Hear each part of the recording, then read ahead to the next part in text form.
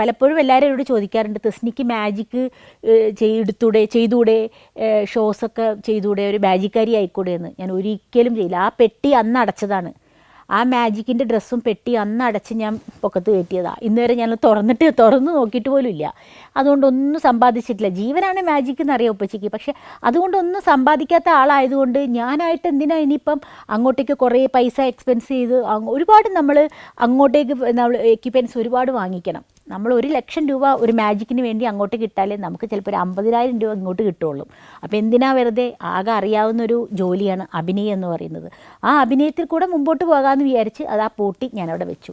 അപ്പോൾ ചോദിക്കുക എല്ലാവരും, മാജീഷ്യൻ്റെ മോളല്ലേ, മാജിക്ക് ചെയ്തുകൂടെയെന്ന്. അപ്പം ഞാനൊരു വഴി കണ്ടത് എന്താന്ന് പറഞ്ഞാൽ, ഞങ്ങളുടെ തൊട്ട് വീട്ടിൻ്റെ അടുത്തൊരു തമ്മനം അബ്ദുള്ള എന്ന് പറഞ്ഞ ഒരാളുണ്ട്. എനിക്ക് full magic, all Kerala magic എല്ലാ എക്യുപ്മെൻറ്റ്സൊക്കെ അയാൾ തന്നെ വീട്ടിൽ നിന്ന് തന്നെ ഉണ്ടാക്കുന്ന ഒരു വ്യക്തിയാണ്. ഒരുപാട് മജീഷ്യന്മാർ അയാളുടെ അടുത്ത് പോകാറുണ്ട് മാജിക് ഉപകരണങ്ങൾ വാങ്ങിക്കാൻ വേണ്ടിയിട്ട്.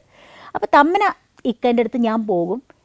വല്ല ഇൻ്റർവ്യൂസോ അല്ലെങ്കിൽ വല്ല ഫംഗ്ഷനോ ഉണ്ടാകുമ്പോൾ നമുക്ക് എന്തെങ്കിലും ഒരു 2 കൈ, ചില ആർട്ടിസ്റ്റുകൾ വന്നു കഴിഞ്ഞാൽ പാട്ട് പാടും. പാട്ടറിയില്ലെങ്കിലും പാട്ട് പാടും. കാരണം നമുക്ക് 4 കാലിൽ വീണേ പറ്റും.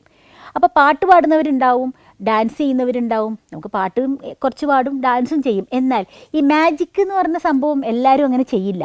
അപ്പോൾ ഞാൻ അബ്ദുള്ളക്കൻ്റെ അടുത്ത് കുറച്ച് ഐറ്റംസ് എടുത്ത് കയ്യിൽ വെക്കും. അപ്പോൾ ഇങ്ങനെ വല്ല ഫംഗ്ഷനോ കാര്യങ്ങളോ ഉണ്ടാകുമ്പോൾ അങ്ങ് 2 ഐറ്റം കാണിച്ചിട്ട് ഒന്ന് ചിരിപ്പിച്ച് അങ്ങനെ മാത്രമേ ഞാൻ മാജിക് ചെയ്യുള്ളൂ. മാജിക് പ്രൊഫഷനായിട്ട് ഞാൻ എടുക്കുകയില്ല. കാരണം മാജിക് കൊണ്ട് ഒന്നും സമ്പാദിക്കാത്ത ഒരാളുടെ മോളാണ് ഞാൻ. അതുകൊണ്ട് ഇനി മാജിക് എന്തിനാണ് ഞാൻ മുമ്പോട്ട് കൊണ്ടുപോകുമെന്ന് വിചാരിച്ചു. ഉപ്പച്ചി മരിച്ചതിന് ശേഷം എനിക്ക് പിന്നെ കുറച്ച് പടങ്ങൾ, പിന്നെ പെട്ടപടപടാന്ന് പറഞ്ഞ് കുറച്ച് നല്ല സിനിമകൾ വന്നു. അങ്ങനെ പെട്ടെന്ന് എനിക്ക് ഉദയകൃഷ്ണ CBK തോമസിന് ശേഷം പിന്നെ എനിക്ക് ദൈവം അനുഗ്രഹിച്ച് കിട്ടിയ ഒരു സ്ക്രിപ്റ്റ് റൈറ്ററാണ് അനൂപ് മേനോൻ. പെട്ടെന്ന് ബ്യൂട്ടിഫുൾ എന്ന് പറഞ്ഞ സിനിമയ്ക്ക് വിളിക്കുന്നു. ആകെ 2 സീന് വേണ്ടിയിട്ടാണ് വിളിക്കുന്നത്. ഈ 2 സീൻ ചെയ്ത് കഴിഞ്ഞപ്പം പുള്ളിക്കാരന് ഭയങ്കര നന്നായി ചെയ്തല്ലോ. VK പ്രകാശിൻ്റെ മൂവിയാണത്. അപ്പോൾ VKPയുടെ എന്ന് പറഞ്ഞ ഒരു യൂണിവേഴ്സിറ്റിയാണ് ആ ലൊക്കേഷൻ എന്ന് പറയുന്നത് തന്നെ. അഭിനയം എന്താണ്, എങ്ങനെയാണ് ബിഹേവിങ് ആണ്, അഭിനയിക്കല്ല നമ്മൾ ബിഹേവ് ചെയ്യാൻ വേണ്ടതെന്നൊക്കെ പറഞ്ഞു തന്ന്, അത് എങ്ങനെ പിരിയം പൊക്കി പോലും നമ്മൾ അഭിനയിക്കാൻ പാടില്ല, അത് വളരെ നാച്ചുറലായിട്ട് സംസാരിക്കുന്ന പോലെയാണ് അഭിനയം എന്നുള്ളത് പറഞ്ഞ് പഠിപ്പിച്ച്, ദിവസം ഞങ്ങൾ വെറുതെ സംസാരിച്ചാൽ മതി, സ്ക്രിപ്റ്റ് ഒന്നും നോക്കണ്ട എന്ന് പറഞ്ഞിട്ട് വെറുതെ ഡയലോഗ് വായിച്ചിട്ട് അങ്ങോട്ട് പറയാൻ പറയും. അങ്ങനെ 2 സീൻ അഭിനയിച്ച് ഇഷ്ടമായപ്പം അവിടെ ഇരുന്ന് 2 സീനും കൂടി എഴുതി 4 സീനാക്കി എനിക്ക് തിയേറ്ററിൽ കയ്യടി മേടിച്ചെന്നൊരു സിനിമയാണ് ബ്യൂട്ടിഫുൾ. നന്നായിട്ട് ഹിറ്റായപ്പം ഭാഗ്യത്തിന് എൻ്റെ എന്തോ ഒരു ഭാഗ്യം എന്ന് പറയുക, ചെയ്ത പടങ്ങളൊക്കെ ഹിറ്റാവുന്നു. ബ്യൂട്ടിഫുൾ ഹിറ്റായതോട് കൂടിയിട്ടാണ് അനൂപ് മേനോൻ പിന്നെ ട്രിവാൻഡ്രം ലോഡ്ജ് എന്ന് പറഞ്ഞൊരു സിനിമ ചെയ്യാൻ തുടങ്ങി. ഈ ട്രിവാൻഡ്രം ലോഡ്ജ് ബ്യൂട്ടിഫുള്ളിൽ ഞാനൊരു ഹോം നേഴ്സായിരുന്നു. ട്രിവാൻഡ്രം ലോഡ്ജിൽ എന്നൊരു പ്രോസ്റ്റിറ്റ്യൂട്ട് ക്യാരക്ടറായിട്ടാണ് ബുക്ക് ചെയ്തത്. അപ്പം അത് അങ്ങനെ പറഞ്ഞപ്പം എനിക്ക് ഒരു വിഷമം തോന്നി. അയ്യോ, പക്ഷേ ആ കഥ ഫുൾ പറഞ്ഞു തന്നപ്പം ആ കഥയിലെന്ന് പറയുന്നതുണ്ടെങ്കിൽ സാധാരണ ചുരിദാറൊക്കെ ഇട്ടിട്ട് സാധാരണ ബിഹേവ് ചെയ്യുന്ന ഒരു സാധാരണ ഒരു പെണ്ണ്, അത് മതി, അങ്ങനെ മതി. എന്നാൽ അത് ആൾക്കാർ ചിരിക്കും വേണം. അപ്പം ഈ പ്രോസ്റ്റിറ്റ്യൂട്ട് കഥാപാത്രം എന്ന് പറയുന്നത് പല റേഞ്ചിലും നമുക്ക് ചെയ്യാൻ പറ്റും. കുറേ പണ്ട് നമ്മൾ കാണുന്നത് വളരെ വൾഗറായി ഡ്രസ്സ് ധരിച്ച് അഭിനയിക്കുന്നവരാണ് അങ്ങനത്തെ കഥാപാത്രങ്ങൾ അഭിനയിക്കുക, മുണ്ടും ബ്ലൗസൊക്കെ ഇട്ട് കുറച്ച് എക്സ്പോസ് ചെയ്തിട്ട്. പിന്നെ നമ്മൾ കണ്ടത് ഗീത ചേച്ചി, സീമ ചേച്ചി ഒക്കെ അഭിനയിക്കുന്നത് കണ്ടിട്ടുണ്ട്. അവർ മാന്യമായിട്ട് ഡ്രസ്സ് ധരിച്ച് അഭിനയിച്ചിട്ടുണ്ട്. ഈ കോമഡി രൂപത്തിൽ ആ ഒരു കഥാപാത്രം അങ്ങനെ ആരും ചെയ്തതായിട്ട് എനിക്ക് ഓർമ്മയിലില്ല. അപ്പം നല്ല വലിയ ആർട്ടിസ്റ്റുകൾ അറിഞ്ഞ് ഈ കഥാപാത്രങ്ങൾ, ഇപ്പോൾ സീമ ചേച്ചി, പിന്നെ സുഹാസിനി ചേച്ചി, ഗീത ചേച്ചി, പിന്നെ അതേപോലെ ഒരുപാട് ഷീലാമ്മ, എല്ലാവരും ചെയ്തിട്ടുണ്ട് ആ കഥാപാത്രങ്ങൾ. അപ്പം അവരൊക്കെ ചെയ്ത് നമ്മൾ കണ്ടിട്ടുണ്ട് പഴയ പടങ്ങളിൽ. അപ്പം എനിക്ക് ഈ ഒരു കഥാപാത്രം തന്നപ്പം എനിക്കൊരു ചലഞ്ചായിരുന്നത് നന്നാക്കി ചെയ്യണമെന്ന്. അപ്പോൾ VK പ്രകാശ് എൻ്റെ അടുത്ത് പറഞ്ഞു, അത് വളരെ ഒരു നർമ്മ രീതിയിൽ ചെയ്യുക, ആൾക്കാർക്ക് ഇഷ്ടപ്പെടണം. ഈ കന്യകാമേനോൻ എന്ന് പറയുന്ന കഥാപാത്രം ആൾക്കാർക്ക് ഇഷ്ടപ്പെടുന്ന രീതിയിൽ ആക്കിയെടുത്താൽ മതി തെസ്നി എന്ന് പറഞ്ഞ് മാന്യമായി ചുരിദാറൊക്കെ ഇട്ടിട്ട് ഡയലോഗിൽ കൂടെ മാത്രം സംഗതികൾ പറഞ്ഞ് അഭിനയിച്ച ആ പടവും നല്ല ഹിറ്റായിരുന്നു. അപ്പം അങ്ങനെ പിന്നെ ദൈവത്തിൻ്റെ സ്വന്തം ക്ലീറ്റസ്, മമ്മൂക്കാനെ ദൂരെ നിന്ന് കണ്ട ഞാനാണ്. ഞാൻ കച്ചേരിപ്പടി സെൻറ്റ് ആൻഡ്രീസിൽ പഠിക്കുമ്പോൾ അവിടെ കൂട്ടിനിളങ്കിൽ ഷൂട്ടിംഗ് സമയത്ത് അവിടെ മമ്മൂക്കയും ബേബി ശാലിനിയും മേനക ചേച്ചിയൊക്കെ വന്നിട്ട് ഓടിപ്പോയിട്ട് ഷൂട്ടിംഗ് കണ്ടിട്ട് ടീച്ചർ ചീത്ത പറഞ്ഞ സംഭവങ്ങളൊക്കെ പണ്ടുണ്ടായിട്ടുണ്ട്. അങ്ങനെ മമ്മൂക്കനെ നോക്കിക്കണ്ട എനിക്ക് മമ്മൂക്കയുടെ കൂടെ അഭിനയിക്കാൻ പറ്റിയ ഒരു സിനിമയാണ് ദൈവത്തിൻ്റെ സ്വന്തം ക്ലീറ്റസ്. അത് ബെന്നി പി നായരമ്പലത്തിൻ്റെ പടമായിരുന്നു. ആ പടം കുഴപ്പമില്ലാതെ നല്ല ഹിറ്റായിരുന്നു. ആ പടം കഴിഞ്ഞ് കഴിഞ്ഞപ്പോൾ ആണ് ബയ്യ ബയ്യ എന്ന് പറഞ്ഞിട്ട് ഒരു പടം, അത് പ്രോസ്റ്റിറ്റ്യൂട്ട് ക്യാരക്ടർ പിന്നെയും വന്നപ്പം എനിക്കൊരു സിനിമയിൽ എന്താ അത് മാത്രം കിട്ടുന്നെന്ന് വിചാരിച്ചു. അപ്പോൾ ബെന്നി ചേട്ടൻ എൻ്റെ അടുത്ത് പറഞ്ഞു, തസ്നി ഇത് ആ ക്യാരക്ടറാണെങ്കിലും ഈ ക്യാരക്ടറിൻ്റെ ഒരു ലൈഫ് ഉണ്ടെന്ന് പറഞ്ഞു.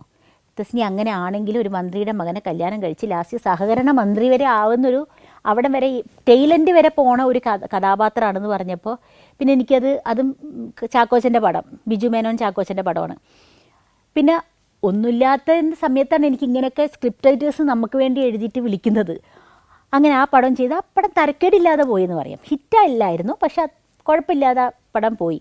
അപ്പോൾ മമ്മൂക്കയുടെ പടം 2-3 അടുപ്പിച്ച് എനിക്ക് കിട്ടി തുടങ്ങി. ആ സമയത്ത് മമ്മൂക്ക പോലും അറിയാതെയാണ് കിട്ടുന്നത്. മമ്മൂക്ക നീ ഈ പടത്തിലുണ്ടോ എന്ന് ചോദിക്കും എൻ്റെ അടുത്ത്. അപ്പം രഞ്ജിത്തിൻ്റെ പടം വരുന്നത് കടൽ കടന്ന മാത്തുക്കുട്ടി, ആ പടം ചെയ്യാൻ പോയപ്പോൾ ഈ പടം അടുത്ത പടം അടുപ്പിച്ച് പടമോ ശരിയാവില്ല എന്നൊക്കെ പറഞ്ഞ് മൂപ്പര് അങ്ങനെ രീതിയിൽ സംസാരിക്കും. പക്ഷേ ഭയങ്കര കാര്യമാണ് എൻ്റെ ഫാദറെ നന്നായിട്ട് അറിയാം.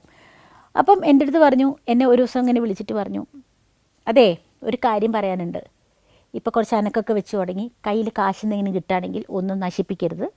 പെട്ടെന്ന് നിനക്ക് എന്ന് പറയാൻ എന്തെങ്കിലും, നിനക്ക് വേണ്ടി നീ ജീവിക്കൂ, നിനക്ക് എന്ന് പറയാൻ എന്തെങ്കിലും നീ ഉണ്ടാക്കുക. സ്വന്തം വീട് ഇല്ലല്ലോ, വേഗം ഒരു വീടെടുക്കുമെന്ന് ഞാൻ അറിയണം എന്ന് പറഞ്ഞു. അപ്പോൾ ഇതുവരെ അങ്ങനെ ഉപ്പച്ചി പറഞ്ഞാൽ മാത്രം വേറെ ആരും എൻ്റെ അടുത്ത് പറഞ്ഞിട്ടൊന്നുമില്ല.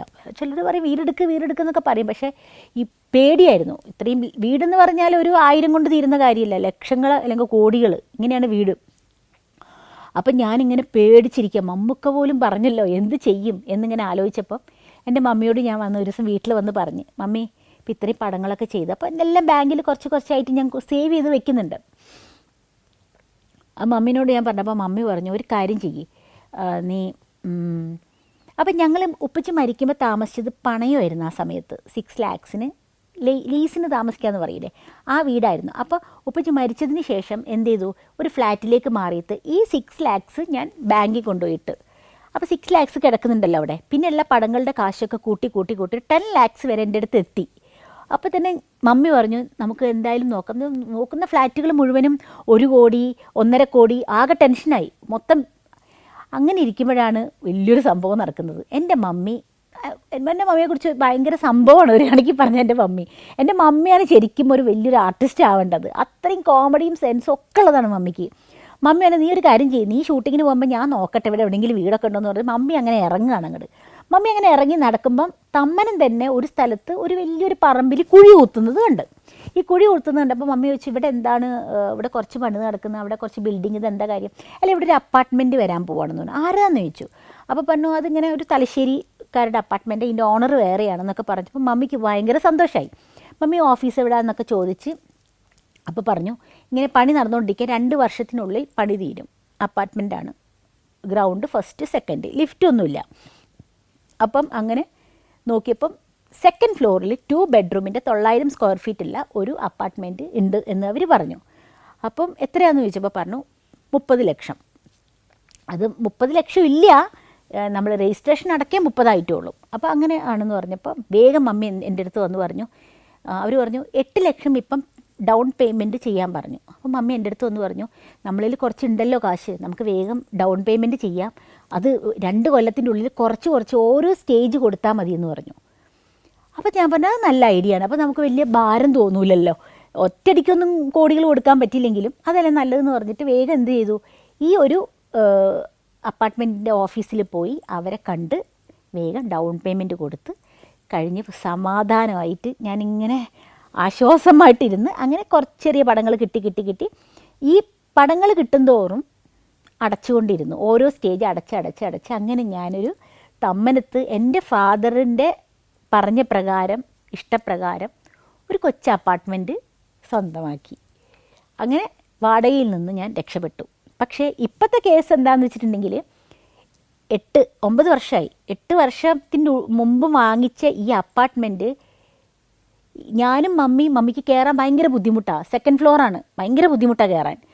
അപ്പോഴത്തെ ആ ഒരു ഇതിൽ മേടിച്ചതുകൊണ്ട് ഇപ്പം എനിക്കും ബുദ്ധിമുട്ടായി തുടങ്ങി. അപ്പം ഇപ്പം എന്ത് ചെയ്യുന്നുള്ളൊരു വിഷമത്തിലാണ്. പക്ഷേ ഇപ്പോഴും ഞാൻ പ്രാർത്ഥിക്കാം, മമ്മി നമ്മൾ ഈ കുടുംബം ഒന്നില്ലായ്മയെന്ന് ഇത്രയും ഉണ്ടായി, അത് ദൈവം ഇനി എന്തെങ്കിലും അത് കണക്കാക്കി ഇനി പടം കിട്ടുകയോ കിട്ടാതിരിക്കുകയോ ഒന്നും നമുക്ക് നോക്കണ്ട. എന്തെങ്കിലും ദൈവം വഴി കാണും. പക്ഷേ സ്വന്തം എന്ന് പറയാൻ നമ്മുടെ ഉപ്പച്ചിയുടെ ആഗ്രഹം അനുസരിച്ച് നമുക്ക് ചെയ്യാൻ പറ്റിയല്ലോ ഈ അഭിനയം കൊണ്ട് മാത്രം. Djibouti, Fiji, Lebanon, Ethiopia, Armenia. സഞ്ചാരം വോളിയം നമ്പർ 17. ഫുൾ HD-യിലുള്ള ഈ അപൂർവ ദൃശ്യയാത്രാ വിവരണ ശേഖരം സ്വന്തമാക്കാൻ സഞ്ചാരം എന്ന് SMS ചെയ്യൂ. ഫോൺ 9995 444 222. എൻ്റെ സിസ്റ്റർ ആണെങ്കിൽ നല്ല രീതിയിൽ നല്ല 3 മക്കളൊക്കെ ആയിട്ട് തൊടുപുഴയിൽ നല്ല അടിപൊളിയായിട്ടുള്ള ജീവിതം, നല്ലൊരു ഹസ്ബൻഡിന് ആണ് അവൾക്കുള്ളത്.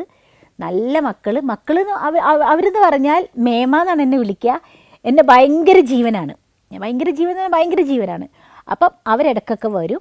ഞാനും മമ്മി ഇപ്പോൾ ഫ്ലാറ്റിൽ നല്ല അടിപൊളിയായിട്ട് അങ്ങനെ വലിയ കുഴപ്പമില്ലാതെ പോകുന്നു. അപ്പം പയ്യെ തിന്ന പനയും തിന്നാന്ന് പറഞ്ഞ ഒരു ചൊല്ലുള്ളത് പോലെ ആക്രാന്തം പിടിക്കാണ്ട് അന്ന് ഒരുപാട് കാര്യങ്ങൾ സഹിച്ച് അതിൻ്റെ ഇടയ്ക്ക് ഇൻസൾട്ടിങ്ങും കാര്യങ്ങളൊക്കെ നമുക്ക് ഉണ്ടായിട്ടുണ്ട്. കാരണം നമ്മുടെ കൂടെ അഭിനയിച്ച് മിമിക്രി രംഗത്ത് അഭിനയിച്ച് വലിയ നിലയിൽ ശോഭിച്ചത് പോലും മൈൻഡ് ചെയ്യാത്ത അവസ്ഥകൾ വരുമ്പോഴൊക്കെ നമുക്ക് ഒരുപാട് വിഷമങ്ങൾ ഉണ്ടായിട്ടുണ്ട്.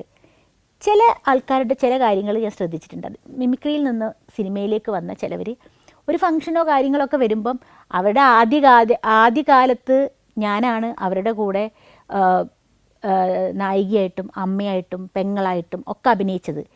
പക്ഷേ അതൊക്കെ മറക്കുന്ന ഒരുപാട് പേരുണ്ട്. അതൊക്കെ ചിലപ്പം അവരുടെ പൊസിഷൻ അങ്ങനെ ആയിരിക്കും. ഞാൻ അങ്ങനെ കരുതുന്നുള്ളൂ. അവരൊക്കെ ഒരുപാട് ഉയർച്ചയിലേക്ക് എത്തുന്ന സമയത്ത് അവർക്ക് ചിലപ്പം നമ്മളെ കാണില്ല, നമ്മൾ ഇരുന്നാലും കാണില്ല.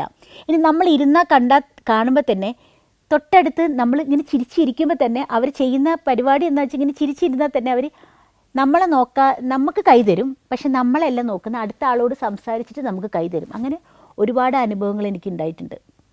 അപ്പം അതൊക്കെയെന്ന് പറയുന്നത് എനിക്ക് തോന്നുന്നു എത്ര പോസ്റ്റിലെത്തിയാലും ഈ ചില ഒരേ മീറ്ററിലുള്ള സ്വഭാവക്കാർ ഒരു പൊസിഷനിലെത്തുമ്പോൾ അവരെ മീറ്റർ മാറുമ്പോൾ തന്നെ നമുക്ക് മനസ്സിലാവും ഇനി നമുക്ക് അവരോട് സംസാരിച്ചിട്ട് കാര്യമില്ല എന്ന്. അപ്പം അങ്ങനത്തെവരോട് ഇപ്പോഴും എനിക്കറിയാം, അന്ന് തൊട്ട് ഇന്ന് വരെ അറിയാവുന്നതുകൊണ്ട് ഞാൻ ഇപ്പോഴും ഗ്യാപ്പ് ഇട്ട് നിൽക്കുകയാണ്. എനിക്ക് ഇപ്പോഴും വലിയൊരു അഭിമാനം എന്താണെന്ന് വെച്ചാൽ ഒറ്റ മിമിക്രി ആർട്ടിസ്റ്റിൻ്റെ വലിയ ആൾക്കാരെടുത്തും ഞാൻ ഒരു ചാൻസ് ചോദിച്ചിട്ടില്ല എന്നുള്ളൊരു അഭിമാനം ഇപ്പോഴും എനിക്കുണ്ട്. അത് എന്നും അങ്ങനെ തന്നെ നിലനിൽക്കട്ടെ എന്നാണ് ഞാൻ എപ്പോഴും ദൈവത്തോട് പ്രാർത്ഥിക്കുന്നത്. അവിടെ ഒന്നും ഹെൽപ്പില്ലാതെ ഇത്രയും എത്തി, ദൈവത്തിൻ്റെ അനുഗ്രഹം കൊണ്ട് ഇത്രയും എത്താമെന്ന് പറയുന്നത് തന്നെ വലിയൊരു കാര്യമാണ്. ഇത്രയും എത്തിയ എനിക്ക് ഇനി മരണം വരെ ഇനി പയ്യെ ഇനി മുമ്പോട്ട് പോകാമെന്നുള്ളൊരു വിശ്വാസം എന്നിൽ എപ്പോഴും ഉണ്ട്. പിന്നെ ഒരു കാവൽ നമുക്കുണ്ടാവും. നമ്മുടെ രക്ഷിതാക്കന്മാർ മരിച്ചുപോയ നമ്മുടെ പിതാവിൻ്റെ കാവൽ നമുക്കുണ്ടാവും. ആ കാവലിലൂടെ ഞാൻ മുമ്പോട്ട് പോയിക്കൊണ്ടിരിക്കുകയാണ്. ഞാൻ മുമ്പ് പറഞ്ഞിരുന്നല്ലോ, ഈ ബാലചന്ദ്ര മേനോൻ എന്ന് പറയുന്ന വ്യക്തിയെ ഞാൻ ചെറുപ്പത്തിൽ കണ്ടിട്ടുണ്ട്. മണിയമ്പിള്ള ഷൂട്ടിങ്ങിന് ഞാൻ പോയി കണ്ടിട്ടുണ്ട്. ഞാനും ഫാദറും പോയി ഷൂട്ടിംഗ് കണ്ടതാണ്. സാറത് മറന്നുപോയിട്ടോ. പക്ഷേ സാർ 1992 സംതിങ് സ്പെഷ്യൽ എന്ന് പറയുന്ന വലിയ ഒരു ഷോ ബാലേന്ദ്ര മേനോൻ്റെ, അന്ന് ബാലേന്ദ്രൻ്റെ കൂടെ അമ്പിളിച്ചേട്ടൻ, ജഗദീഷ് ശ്രീകുമാർ, സൈനുദ്ദീൻ, ബാലേന്ദ്ര മേനോൻ, പിന്നെ ജോളി എബ്രഹാമിൻ്റെ പാട്ട്, പിന്നെ അന്ന് സാർ എടുത്ത പടമാണ് അമ്മയാണ് സത്യം. ആനിയെ ഇൻട്രൊഡ്യൂസ് ചെയ്ത സിനിമയാണ്. അപ്പോൾ ആനിയാണ് ഈ ഒരു ഗ്രൂപ്പിൽ ഉള്ളത്. ആനി, സുചിത്ര, ഞാൻ, ബീന, ഞങ്ങൾ 4 പെണ്ണുങ്ങളാണ് മേനോൻ സാർ സെലക്ട് ചെയ്തത്. അപ്പോൾ ബീനയും ഞാനും ഡാൻസാണ്, ഞങ്ങൾ 4 പെണ്ണുങ്ങളും ഡാൻസാണ്, അവർ സ്കിറ്റ്. അപ്പോൾ ഈ പ്രശ്നം എന്താണെന്ന് വെച്ചിട്ടുണ്ടെങ്കിൽ സംതിങ് സ്പെഷ്യൽ എന്ന് പറഞ്ഞ് ഭയങ്കര പബ്ലിസിറ്റി ആയിരുന്നു ഗൾഫിൽ. ബാലേന്ദ്ര മേനോൻ ആനി ഇതാ വരുന്നു സംതിങ് സ്പെഷ്യൽ എന്നൊക്കെ പറഞ്ഞിട്ട് ഈ ഭയങ്കര പബ്ലിസിറ്റി അങ്ങോട്ട് ചെയ്ത സമയത്ത് ആൾക്കാർ ഒരുപാട് എന്താ പറയുക, ഒയ്യോ ഇത് ഗംഭീര പരിപാടിയായിരിക്കും എന്ന് വിചാരിച്ച്. പക്ഷെ പരിപാടി ദുബായിലല്ല, ദോഹയിൽ ഫസ്റ്റ് തന്നെ പരിപാടി ഭയങ്കരമായിട്ട് പൊട്ടിപ്പോയി. കൂവി ആൾക്കാർ ഒരു രക്ഷയില്ല. അത് കാരണം എന്താണെന്ന് വെച്ചിട്ടുണ്ടെങ്കിൽ ഞങ്ങൾ ബാലേന്ദ്ര മേനോൻ ആദ്യമായിട്ട് കാണുന്നതാണ്. അപ്പം ഞങ്ങൾക്ക് മേനോൻ സാർ പറയുന്നതേ കേൾക്കാൻ പറ്റുള്ളൂ. നിങ്ങൾ ഈ ഡാൻസ് ചെയ്യട്ടോ, നിങ്ങളിപ്പോൾ ഡാൻസ് ചെയ്യും, അങ്ങനെ ചെയ്യും. ശരി സാർ എന്ന് പറഞ്ഞ് ഞങ്ങൾ ഇവിടുന്ന് ഡാൻസൊക്കെ ചെയ്ത് പഠിച്ചിട്ടാണ് പോയത്. അവിടെ ചെന്നപ്പം ജോളി എബ്രഹാം സാർ എന്ത് ചെയ്തു, 5 പാട്ട് ഒരുമിച്ച് പാടി അങ്ങോട്ട് മാറി. പിന്നെ ഉള്ളത് ഈ 3 പേരാണ്, മേനോൻ സാറും അമ്പിളിച്ചേട്ടനും ജഗദീഷ് ശ്രീകുമാർ. ഈ 3 പേര് എന്ത് സംസാരിച്ച് കഴിഞ്ഞാൽ അടുത്ത ഡാൻസ് ചെയ്തത്, പിന്നെ ഇവർ സംസാരിച്ച് അടുത്ത ഡാൻസ് ചെയ്യുമ്പോൾ ഡ്രസ്സ് ചെയ്യാനൊന്നും സമയം കിട്ടുന്നില്ല ഞങ്ങൾക്ക്. ഞങ്ങൾ ഈ 4 പെണ്ണുങ്ങളും എല്ലാ ഡാൻസിനും ഉണ്ട്. ഞങ്ങൾക്ക് ഗ്യാപ്പ് വരുന്നില്ല. സാധാരണ നമ്മൾ ഒരു പ്രോഗ്രാം നടത്തുന്ന സമയത്ത് 2 പാട്ട്, മിമിക്രി, ഡാൻസ്, പിന്നെ ഒരു 2 പാട്ട്. അപ്പോൾ നമുക്ക് ഒരുപാട് ആ ചാർട്ട് ചെയ്യുന്ന സമയത്ത് നമുക്ക് ഗ്യാപ്പ് ഉണ്ടാവും, നമുക്ക് ഡ്രസ്സിങ്ങും കാര്യങ്ങൾക്കൊക്കെ. ഇതിങ്ങനെ ചെയ്തതോടുകൂടി പ്രോഗ്രാം അങ്ങ് ഭയങ്കരമായിട്ട് പ്രശ്നമായി. ദുബായി ചെന്ന് ഇറങ്ങിയപ്പോൾ അവിടുത്തെ പിന്നെ ഓർഗനൈസേഴ്സൊക്കെ അയ്യോ എന്താ ചെയ്യും, ഇത് പ്രശ്നമാണല്ലോ, ഇങ്ങനെ അറിഞ്ഞല്ലോ മേനോനെ അങ്ങനെ ഇങ്ങനെയൊക്കെ പറഞ്ഞപ്പം മേനോൻ സാർ പറഞ്ഞു ഒരു കാര്യം ചെയ്യും, ഞങ്ങളൊന്ന് ചാർട്ട് ചെയ്യട്ടെ എന്ന് പറഞ്ഞപ്പോൾ ഞാനും ബീനയും കൂടി സാറിൻ്റെ അടുത്ത് ചെന്നിട്ട് പറഞ്ഞു, സാറേ ഒരു കാര്യം പറഞ്ഞോട്ടെ. സാർ പറയും സാറേ ഇങ്ങനെ ചാർട്ട് ചെയ്യും, ആ ഉണ്ണിമേൻ ജോളി എബ്രഹാം സാറിനോട് ഒറ്റയടിക്ക് പാട്ട് പാടി പോവല്ലേ എന്ന് പറ, നമുക്ക് ഇങ്ങനെ ഇടയ്ക്കിടയ്ക്ക് പാടി വന്നിട്ടുണ്ടെങ്കിൽ നമുക്ക് ഇങ്ങനെ ഒരു ചാർട്ട് കിട്ടിക്കഴിഞ്ഞാൽ ഞങ്ങൾക്ക് ഡ്രസ്സ് ചെയ്ത് സ്റ്റേജിൽ വരാൻ സമയം എടുക്കും എന്നൊക്കെ പറഞ്ഞ് ജോളി എബ്രഹാമിനെയും വിളിച്ച് എല്ലാ കാര്യങ്ങളൊക്കെ പറഞ്ഞ് അങ്ങനെ ഒരു ചാർട്ട് ഉണ്ടാക്കി ഭയങ്കര ഹിറ്റായി. ആ ഒരു പ്രോഗ്രാം ഭയങ്കര ഹിറ്റായി. എന്നാലും ദോഹയിലെ ചീത്തപ്പേര് കിടക്കുന്നുണ്ട്. പക്ഷേ അതാണ് എല്ലായിടത്തും അറിയുന്നത്. ഒരു സ്ഥലത്ത് പ്രോഗ്രാം നടത്തി അവിടെ പൊട്ടിക്കഴിഞ്ഞാൽ അത് മൊത്തം മിഡിൽ ഈസ്റ്റ് കംപ്ലീറ്റ് അറിയും. ഇത് ദുബായ് ഹിറ്റായത് മാത്രമല്ല, ഞാനതിൽ മാജിക്ക് ചെയ്യുന്നുണ്ടായിരുന്നു. ഞാനതിൽ മാജിക്ക് ചെയ്യാമെന്ന് പറഞ്ഞാൽ മജീഷ്യൻ്റെ മോൾ എന്ന നിലയിലാണ് ഞാനവിടെ മാജിക്ക് ചെയ്യുന്നത്. ഞാൻ ചെയ്യുന്ന മെയിൻ ഐറ്റം എന്താണെന്ന് പറഞ്ഞാൽ ഡാൻസിങ് സ്റ്റിക്ക് എന്ന് പറഞ്ഞൊരു ഐറ്റമാണ്. ഡാൻസിങ് സ്റ്റിക്ക് എന്ന് പറഞ്ഞാൽ നമ്മൾ സ്റ്റേജിലേക്ക് സ്റ്റിക്കും കൊണ്ടുവരുന്നു, ഈ സ്റ്റിക്ക് ഇങ്ങനെ അന്തരീക്ഷത്തിലേക്ക് എറിയുന്നു, നമ്മൾ ഡാൻസ് ചെയ്യുന്നതിനനുസരിച്ച് ഈ സ്റ്റിക്കും ഡാൻസ് ചെയ്യും. ഭയങ്കര ക്ലാപ്സാണ് ആ ഒരു ഐറ്റം.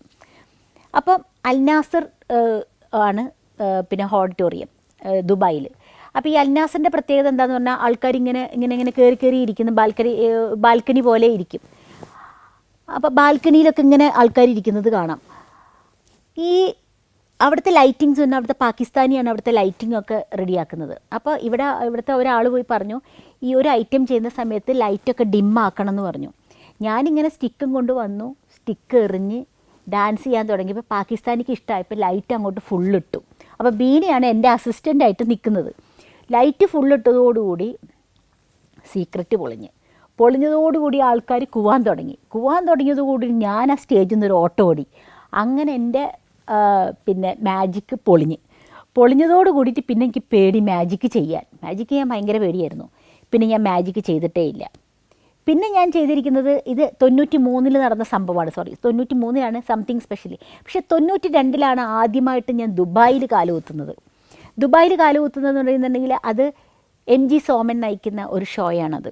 അതിൻ്റെ അകത്ത് മാമുക്കാക്ക, അരിസ്റ്റി അശോകൻ, ഒടുവിൽ ഉണ്ണികൃഷ്ണൻ, സായി കുമാർ, ചിത്ര, സുനിത.